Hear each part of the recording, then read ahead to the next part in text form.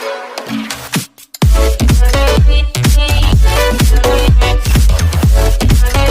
Friends, आपका स्वागत है मेरे चैनल पे।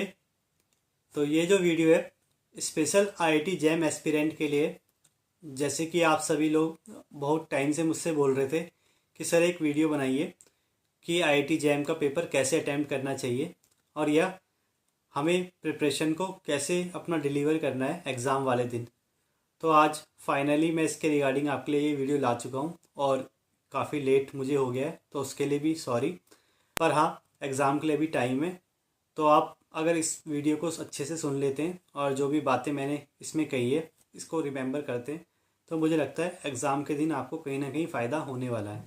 तो चलिए शुरू करते हैं।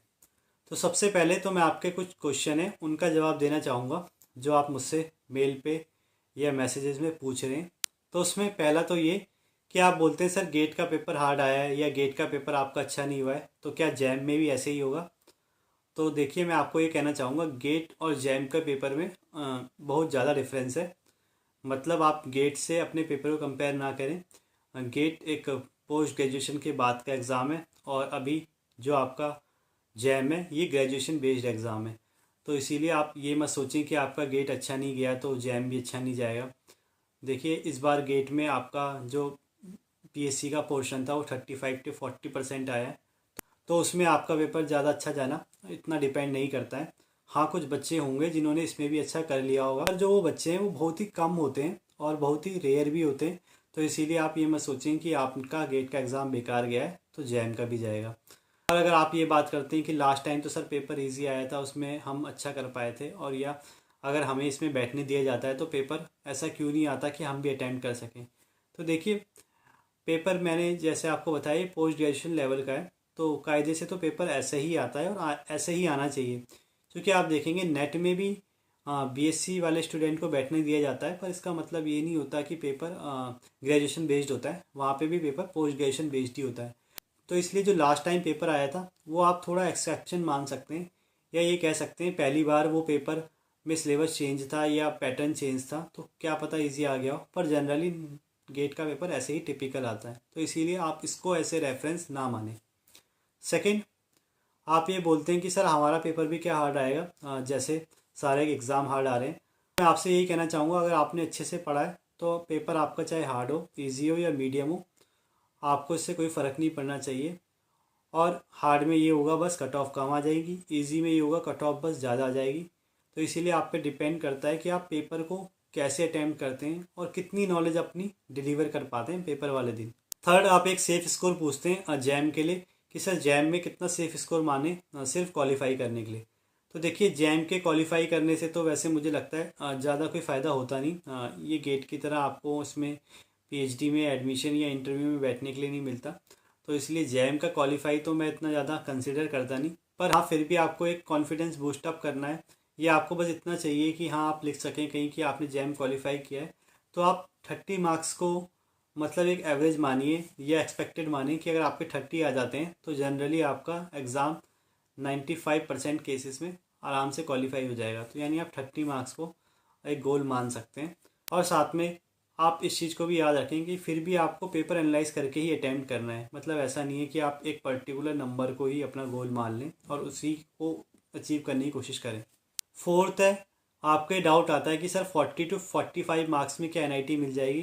तो देखिए, यहाँ पे भी मैं ये कहना चाहूँगा, अगर आप 45 मार्क्स को एक गोल मानते हैं या एवरेज मानते हैं तो हाँ, ईजिली आपको एनआईटी मिल जाएगी। या ये भी कह सकते हैं, अगर आपकी 800 या 1000 के अराउंड तक भी रैंक होती है तो कहीं ना कहीं चांसेस होते हैं आपको एनआईटी मिलने के। तो आप उसकी टेंशन ना लें कि आपको एनआईटी नहीं मिलेगी। अब चलिए डिस्कस करते हैं स्ट्रैटेजी कि कैसे आपको पेपर अटैम्प्ट करना है और क्या चीज़ें आपको जो ध्यान में रखनी है आईआईटी जैम के पेपर में।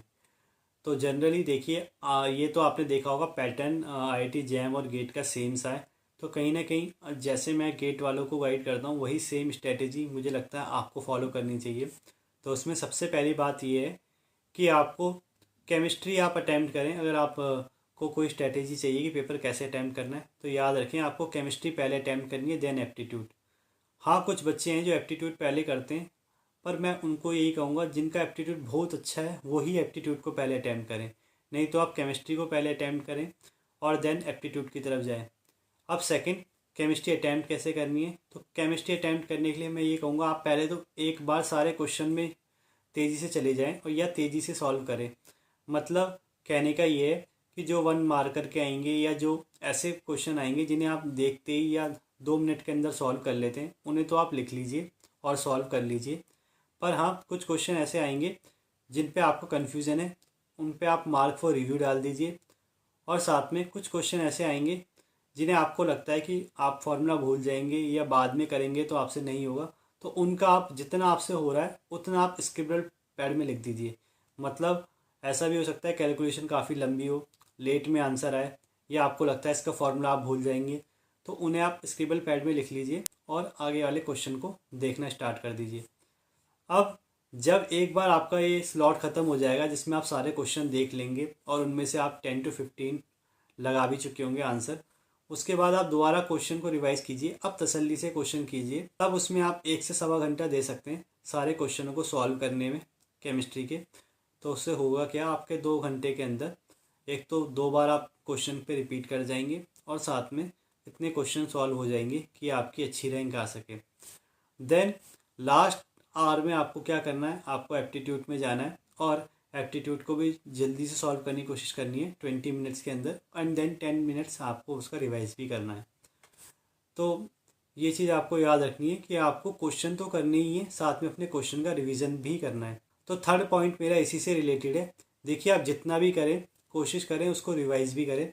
अब रिवाइज करने से मतलब यही है कि आप चेक भी करें कि आपने जो क्वेश्चन किया है वो ठीक भी है या नहीं। तो यानी आपको इतना टाइम अपने आप के लिए बचाना है या कंसिडर करना है कि आप जितने भी क्वेश्चन आपने अटैम्प्ट किए उनको रिवाइज कर सकें। अब ये कैसे होगा, एक तो ऐसे कि मतलब आप फालतू क्वेश्चन में टाइम ना वेस्ट करें। फालतू का मतलब है जो आपको नहीं आते तो आप उन्हें ज़बरदस्ती सोच के या ज़बरदस्ती ये सोच के कि इसमें ये तुक्का लगा दूँ वो तुक्का लगा दूँ और उसमें भी इतना टाइम लगा दें कि आपके गलत भी हो जाए और आपका साथ में टाइम भी वेस्ट हो। तो प्लीज़ आप ऐसा ना करें और अपने क्वेश्चनों को अच्छे से रिवाइज करें। और ये भी ध्यान रखें कि रिवाइज कभी भी ऐसा नहीं करना है कि मानो आपने अभी क्वेश्चन करा और उसका सॉल्यूशन लिखा और एकदम ही चेक करने लग गए सॉल्यूशन को। आपको रिवाइज ऐसे करना है पार्ट वाइज, मतलब आप जब पूरा पार्ट ख़त्म कर लेंगे तब दोबारा सॉल्यूशन को देखें कि आपने ठीक करा है कि नहीं। क्योंकि जब उसी समय हम चेक करते हैं तो हम गलतियां हमारा माइंड पकड़ नहीं पाता है और हम सेम गलती कर देते हैं। पर हम अगर थोड़े टाइम बाद वापस आते हैं तो कहीं ना कहीं हमारा माइंड गलतियों को पकड़ने के लिए सक्षम हो जाता है, या ये कहते हैं या ये कह सकते हैं कि वो डिफरेंट कॉन्सेप्ट करते हुए सॉल्व करता है, तो दोबारा वो पकड़ लेता है गलतियों को। तो तब जाके आपके क्वेश्चन ठीक हो जाते हैं जो गलत हो सकते हैं। फोर्थ, मैं ये कहना चाहूँगा आपको स्क्रिबल पैड का यूज़ बहुत अच्छे से करना है।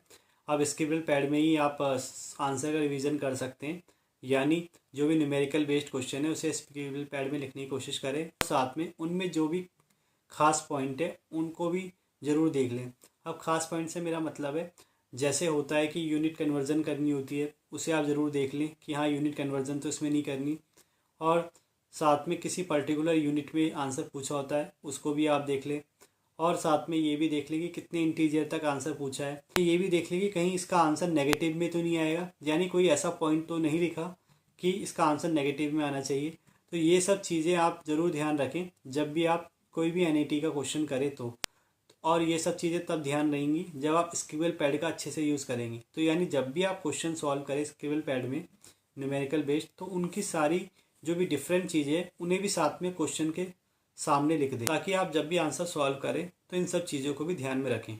फिफ्थ पॉइंट है, अब मैं एमसीक्यू की बात आपसे करूं तो देखिए जैम में आपको कोशिश करनी है कि एमसीक्यू में कम रिस्क लेना है।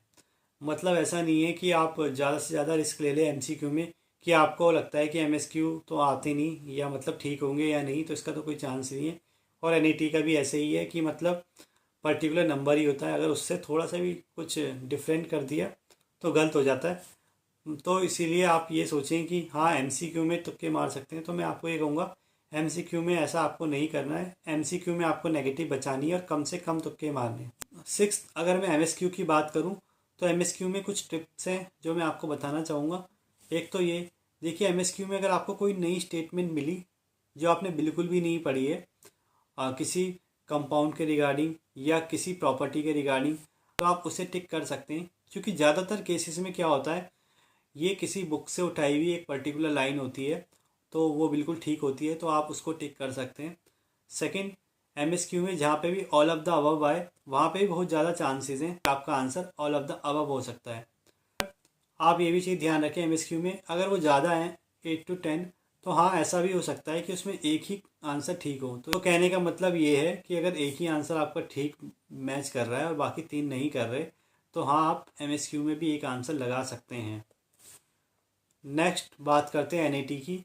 एनईटी में आपको क्या करना है, तो देखिए एनईटी में आपको मैं पहले भी बोला है, अब भी बोलूँगा कि एनईटी में आप ये चीज़ ध्यान रखें कि आपको कहीं यूनिट कन्वर्जन तो नहीं करना, और कितने इंटीजर में आंसर देना है, और क्या आंसर नेगेटिव में तो नहीं आ रहा, इस चीज़ का आपको ध्यान रखना है। में एक टिप और है, अगर आपको ये लगता है कि एनईटी में आपको बिल्कुल आइडिया नहीं है कि इस क्वेश्चन में क्या आएगा, तो तब मैं आपको कहूँगा कि आप ऐसे सभी एनईटी में 5 लिख सकते हैं, क्योंकि ज़्यादातर चांसेस में ऐसा देखा गया है कि 5 आंसर आ जाता है किसी ना किसी एनईटी का। तो इसीलिए मैं आपको ये कहूँगा आप रिस्क में 5 लिख सकते हैं। ये मैंने गेट में भी कहा था, और हाँ गेट में क्वेश्चन का आंसर 5 आया भी था, आप चेक कर सकते हैं इस वाले पेपर में। नेक्स्ट है एमसीक्यू का भी अगर मैं आपको बताऊं, तो एमसीक्यू में आप देखिए ये चीज़ जरूर चेक कर लेना कि करेक्ट इनकरेक्ट तो नहीं लिखा कहीं भी क्वेश्चन में, क्योंकि कभी कभी क्या होता है करेक्ट या इनकरेक्ट स्टेटमेंट बतानी होती है और आप उसे सही से नहीं पढ़ पाते हैं। लेकिन जिस भी क्वेश्चन के ऑप्शन में 0 हो, उसको भी आपको अच्छे से चेक करना है, क्योंकि उस क्वेश्चन में कहीं ना कहीं चांसेस होते हैं कि उसका आंसर 0 आने वाला होता है, यानी कुछ ऐसी चीज़ उस क्वेश्चन में लिखी होती है जिससे आंसर 0 होता है। तो उस क्वेश्चन को भी आप अच्छे से देखना। और लास्ट 2 पॉइंट्स जो मैं आपको एग्जाम के रिगार्डिंग कहना चाहूँगा, ये एक तो अगर आपको ऑर्गेनिक केमिस्ट्री में प्रॉब्लम होती है और आप ये कहते हैं कि सर ऑर्गेनिक केमिस्ट्री नहीं होती, तो मैं आपको ये कहना चाहूँगा ऑर्गेनिक केमिस्ट्री अगर आपसे नहीं होती या आपको डर लगता है, तो आपको वो क्वेश्चन अटैम्प्ट नहीं करने जिनमें स्टीरियो केमिस्ट्री इन्वॉल्व हो। क्योंकि देखिए स्टीरियो केमिस्ट्री वाले क्वेश्चन में जनरली ये होता है कि आंसर हमारा गलत हो ही जाता है, यानी मल्टीपल स्टेप, और जहाँ पे स्टीरियो केमिस्ट्री इन्वॉल्व हो वो क्वेश्चन आपको स्किप करना है अगर आपको ऑर्गेनिक केमिस्ट्री में प्रॉब्लम है, ताकि आपकी कहीं ना कहीं नेगेटिव मार्किंग बच जाए। और लास्ट में आपसे यही कहना चाहूँगा कि देखिए ये तो मैंने आपको बता दिया पेपर कैसे अटैम्प्ट करना है, पर हाँ पेपर कितना अटैम्प्ट करना है और कैसे पेपर को मैनेज करना है ये आप पे ही डिपेंड करता है। मतलब आपको इतना ज़रूर पहचानना आना चाहिए कि पेपर आपका हार्ड आया है, इजी आया है, मीडियम आया है, या कितने मार्क्स में आपका कितना अच्छा पेपर हो सकता है। तो प्लीज़ आप इस चीज़ को भी पेपर में रियलाइज़ कर देना, और किसी भी पर्टिकुलर नंबर को लेके मत जाना कि मुझे इतना ही करना है तो मेरी इतनी रैंक आएगी।